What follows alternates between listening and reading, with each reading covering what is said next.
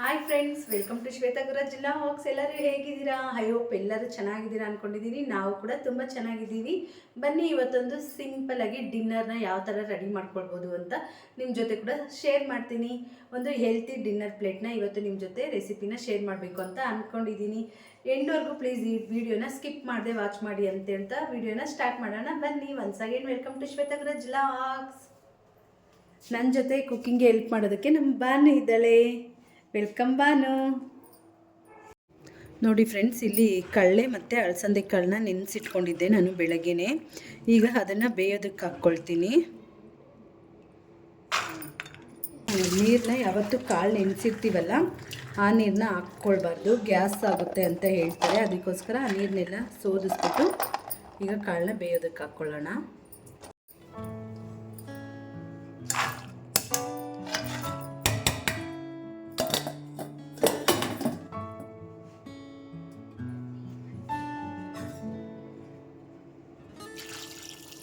ಒಂದು half an hour time ಸಾಕಾಗುತ್ತೆ friends, ಒಂದು ಒಳ್ಳೆ ಫುಲ್ ಹೆಲ್ದಿ ಡಿನ್ನರ್ನ ರೆಡಿ ಮಾಡ್ಕೊಳ್ಳೋದಕ್ಕೆ.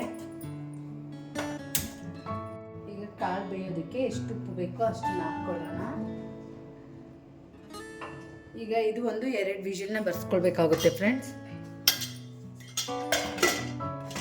ನಾನು ಮಧ್ಯಾಹ್ನ ಬಂದು ಟೊಮೆಟೊ ರುಬ್ಬಿರೋ ಸಾಂಬಾರನ್ನ ಮಾಡಿದ್ದೆ, ಅದೇ ಇದೆ. ಈಗ ಇದಕ್ಕೆ ಸ್ವಲ್ಪ ಮುದ್ದೆ ಕೂಡ ಮಾಡ್ಕೊಳ್ಬೇಕು. ಅಷ್ಟರಲ್ಲಿ ಈಗ ಇದು ಬಂದು ಫೈಬರು ಸಿಗುತ್ತೆ ಮತ್ತು ಪ್ರೋಟೀನ್ ಕೂಡ ಸಿಗುತ್ತೆ ಕಡಲೆಕಾಳಲ್ಲಿ. ಆ್ಯಕ್ಚುಲಿ ಹೆಣ್ಮಕ್ಳು ತುಂಬ ಕಾಳುಗಳು ತಿಂದರೆ ಹೆಣ್ಮಕ್ಳ ಆರೋಗ್ಯಕ್ಕೆ ತುಂಬ ಒಳ್ಳೆಯದು ಅಂತಲೇ ಹೇಳ್ಬೋದು.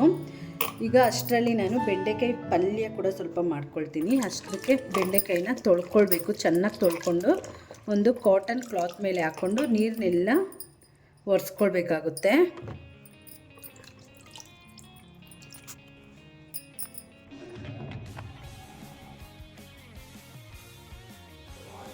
ನೋಡಿ, ಈ ಥರ ಒಂದು ಕ್ಲಾತ್ ಮೇಲೆ ಹಾಕ್ಕೊಂಡಿದ್ದೀನಿ. ಈಗ ಇದರಲ್ಲಿ ತೇವಾಂಶ ಇರಬಾರ್ದು, ಯಾಕಂದರೆ ಬೆಂಡೆಕಾಯಿನ ಸ್ವಲ್ಪ ಚೆನ್ನಾಗಿ ಫ್ರೈ ಮಾಡ್ಕೊಳ್ಬೇಕಾಗುತ್ತೆ ಫ್ರೆಂಡ್ಸ್. ಯಾಕಂದರೆ ಅದರಲ್ಲಿ ಲೋಳೆ ಇರುತ್ತಲ್ವ, ಅದಿರಬಾರ್ದು ಅಂದರೆ ನಾವು ಚೆನ್ನಾಗಿ ಅದನ್ನು ಫಸ್ಟೇ ಎಣ್ಣೆ ಒಂದು ಸ್ವಲ್ಪ ಹಾಕ್ಕೊಂಡು ಫ್ರೈ ಮಾಡ್ಕೊಳ್ಬೇಕು.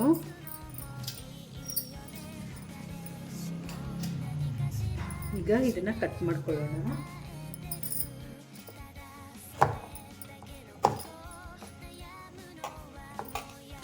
ಸ್ವಲ್ಪ ದಪ್ಪನೇ ಹಾಕೋಣ ಅಂತ ಅಂದ್ಕೊಂಡಿದ್ದೀನಿ ಫ್ರೆಂಡ್ಸ್, ಚೆನ್ನಾಗಿರುತ್ತೆ.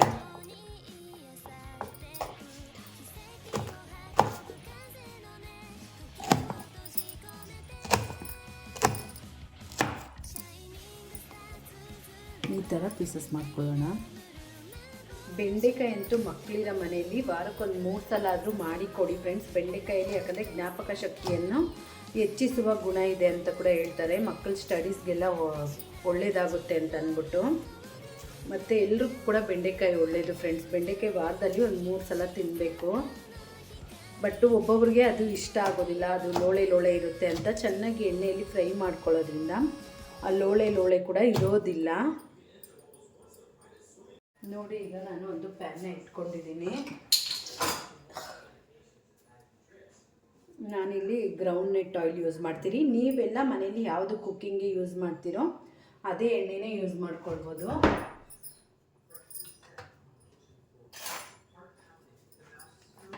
ಈಗ ಕಟ್ ಮಾಡ್ಕೊಂಡಿರೋ ಪೀಸಸ್ನೆಲ್ಲ ಹಾಕ್ತಾಯಿದ್ದೀನಿ.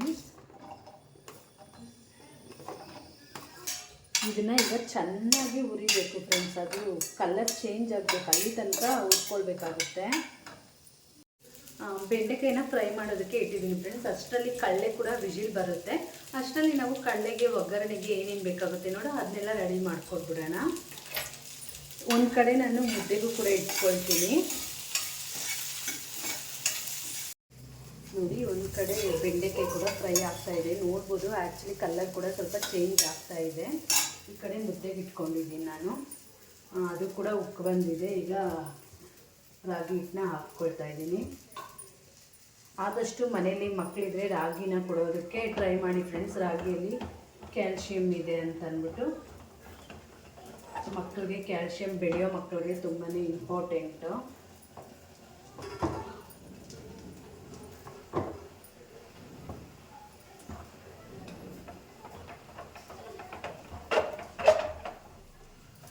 ಹಾಲಲ್ಲಿ ಸಿಗುವ ಕ್ಯಾಲ್ಶಿಯಮ್ಗಿಂತಲೂ 3 ಪಟ್ಟು ಹೆಚ್ಚು ಕ್ಯಾಲ್ಶಿಯಮ್ಮು ರಾಗಿ ಹಿಟ್ಟಲ್ಲಿದೆ ಅಂತ ಪ್ರೂವ್ ಆಗಿದೆ. ಅದಕ್ಕೋಸ್ಕರ ರಾಗಿನ ಮಕ್ಕಳಿಗೆ ಆದಷ್ಟು ಕೊಡಿ ತಿನ್ನೋದಕ್ಕೆ. ರಾಗಿ ಮುದ್ದೆ ತಿಂದಿಲ್ಲ ಅಂದರೆ ರಾಗಿ ರೊಟ್ಟಿ ಮಾಡ್ಬೋದು, ರಾಗಿ ದೋಸೆ ಮಾಡ್ಬೋದು, ರಾಗಿ ಗಂಜಿ ಮಾಡ್ಬೋದು, ರಾಗಿ ಸೂಪ್ ಮಾಡ್ಬೋದು. ಆಲ್ಮೋಸ್ಟ್ ಇದು ಫ್ರೈ ಆಗ್ತಾ ಬಂದಿದೆ, ನೋಡ್ತಾ ಇರ್ಬೋದು ಫ್ರೆಂಡ್ಸ್. ಇಷ್ಟಾದರೆ ಸಾಕು. ನೋಡಿ ಸ್ವಲ್ಪ ಕೂಡ ಲೋಳೆ ಕಾಣಿಸ್ತಾನೇ ಇಲ್ಲ ಎಲ್ಲೂ ಕೂಡ ಬೆಂಡೆಕಾಯಲ್ಲಿ. ಈಗ ನಾನು ಒಂದು ಈರುಳ್ಳಿ ಕೂಡ ಕಟ್ ಮಾಡಿ ಇಟ್ಕೊಂಡಿದ್ದೀನಿ. ಸಿಂಪಲಾಗಿ ಮಾಡ್ತಾಯಿದ್ದೀನಿ ಫ್ರೆಂಡ್ಸ್, ತುಂಬ ಇಂಗ್ರೀಡಿಯೆಂಟ್ಸ್ ಯೂಸ್ ಮಾಡ್ದಿರ ಮಾಡ್ತಾ ಇರೋದು. ಏನೇನೋ ಹಾಕಿ ಮಾಡೋದಕ್ಕಿಂತ ಸಿಂಪಲಾಗಿ ಮಾಡಿದ್ರೆ ತುಂಬಾ ಚೆನ್ನಾಗಿರುತ್ತೆ. ಅದಕ್ಕೆ ಫ್ರೈಗೆ ಆಲಿವ್ ಆಯಿಲ್ನ ಯೂಸ್ ಮಾಡ್ತಾಯಿದ್ದೀನಿ ಫ್ರೆಂಡ್ಸ್. ಹಾಕ್ಕೊಳ್ಳೋಣ. ಸಾಸಿವೆ ಹೆಚ್ಚಿಟ್ಟಿರ್ತಾ ಇದೆ. ಈಗ ಸ್ವಲ್ಪ ಜೀರಿಗೆ, ಕರಿಬೇವು, ಈಗ ಈರುಳ್ಳಿ,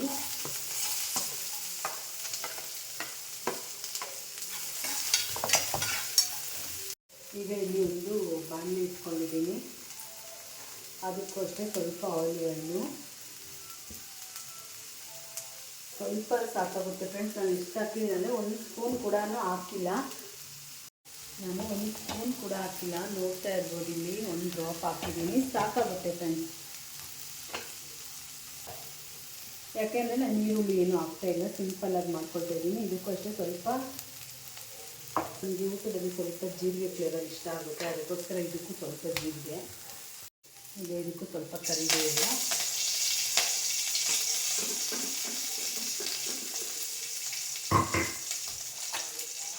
ನಾನು ಈ ಥರ ಹಸಿಮೆಣಸಿನಕಾಯಿನ ಪೇಸ್ಟ್ ಮಾಡಿ ಇಟ್ಕೊಂಡಿರ್ತೀನಿ ಫ್ರೆಂಡ್ಸ್. ಈ ಥರ ಹಾಕೋದ್ರಿಂದ ಚೆನ್ನಾಗಿರುತ್ತೆ ಟೇಸ್ಟ್ ಕೂಡ.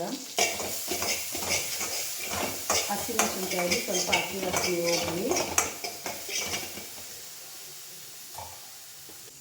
ಈಗ ಅದಕ್ಕೆ ಈಗಲೇ ಸ್ವಲ್ಪ ಕರಿಬೇವು ಹಾಕ್ಕೊಂಡು ಅದನ್ನು ಕೂಡ ಸ್ವಲ್ಪ ಬಾಡಿಸ್ಕೊಳ್ತೀನಿ ನಾನು. ನಾವು ಕಾಳು ಬೇಯೋ ಕೂಡ ಉಪ್ಪನ್ನ ಹಾಕ್ಕೊಂಡಿದ್ದೀವಿ ಫ್ರೆಂಡ್ಸ್. ಈಗ ರುಚಿಗೆ ಎಷ್ಟು ಬೇಕಾಗುತ್ತೋ ಅಷ್ಟು ಮಾತ್ರ ಸ್ವಲ್ಪ ಉಪ್ಪನ್ನ ಹಾಕ್ಕೊಳ್ಳಿ.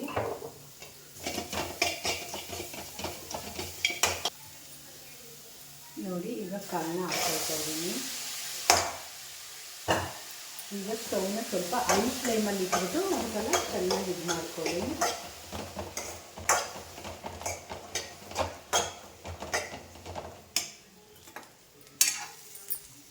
ನೋಡಿ ಫ್ರೆಂಡ್ಸ್, ಈ ಕಡೆ ಈರುಳ್ಳಿ ಕೂಡ ಕಲರ್ ಚೇಂಜ್ ಆಗಿದೆ.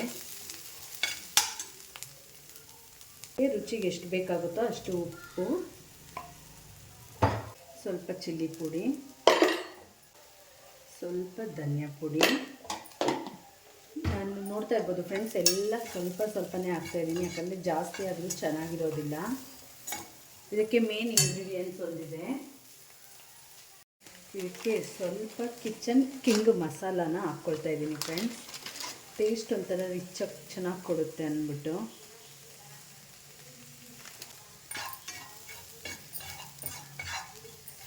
ಈಗ ಇದಕ್ಕೆ ಸ್ವಲ್ಪ ಕೊತ್ತಂಬರಿ,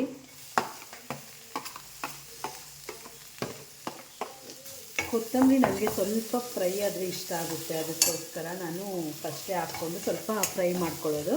ನಿಮಗೆ ಲಾಸ್ಟಲ್ಲಿ ಅದ್ರ ಫ್ಲೇವರ್ ಸಿಗಬೇಕು ಅಂದರೆ ಲಾಸ್ಟಲ್ಲಿ ಕೂಡ ಹಾಕ್ಬೋದು. ಈಗ ಬೆಂಡೆಕಾಯಿ ಕೂಡ ಹಾಕ್ಕೊಳ್ತಾ ಇದ್ದೀನಿ.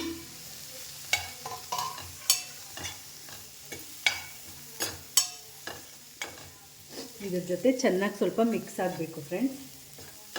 ಸ್ವಲ್ಪ ನೀರನ್ನ ಹಾಕ್ಕೊಳ್ತಾ ಇದ್ದೀನಿ, ಯಾಕಂದರೆ ಸ್ವಲ್ಪ ಚೆನ್ನಾಗಿ ಬೇಯಲಿ. ಒಂದು 1/4 ಗ್ಲಾಸ್ ಅಷ್ಟೇ ಫ್ರೆಂಡ್ಸ್, ಜಾಸ್ತಿ ಬೇಡ.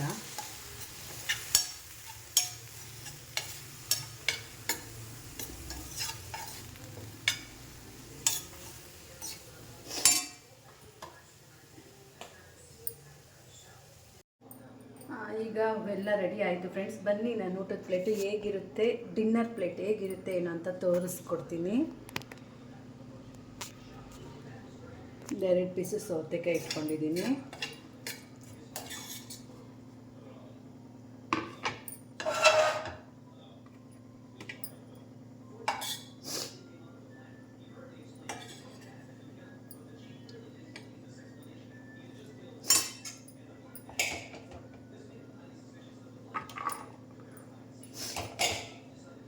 ಬಿಂದು ಬಾನು ಬರ್ರಿ.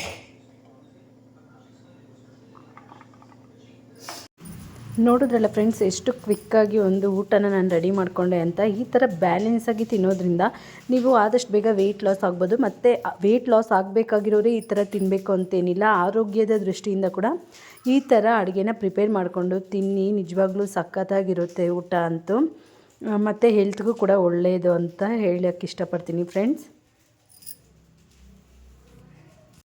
ಮತ್ತು ಎಷ್ಟು ಬೇಗ ಕೂಡ ಮಾಡಿಕೊಂಡೆ, ಎಷ್ಟು ಸಿಂಪಲ್ಲಾಗಿ ಮಾಡಿಕೊಂಡೆ ಅಂತ ನೋಡ್ತಾ ಇರ್ಬೋದು. ನೋಡಿ ಫ್ರೆಂಡ್ಸ್, ಹೇಗೆ ಕಲರ್ಫುಲ್ಲಾಗಿ ಕಾಣ್ತಿದೆ ಅಂತ ಅಂದ್ಬಿಟ್ಟು. ಇಷ್ಟೇ ಫ್ರೆಂಡ್ಸ್, ಇವತ್ತಿನ ವೀಡಿಯೋನ ಎಂಡ್ ಮಾಡ್ತಾಯಿದ್ದೀನಿ. ಈ ವಿಡಿಯೋ ಯಾರಿಗೆಲ್ಲ ಇಷ್ಟ ಆಯಿತು ಪ್ಲೀಸ್ ಒಂದು ಲೈಕ್ ಮಾಡಿ.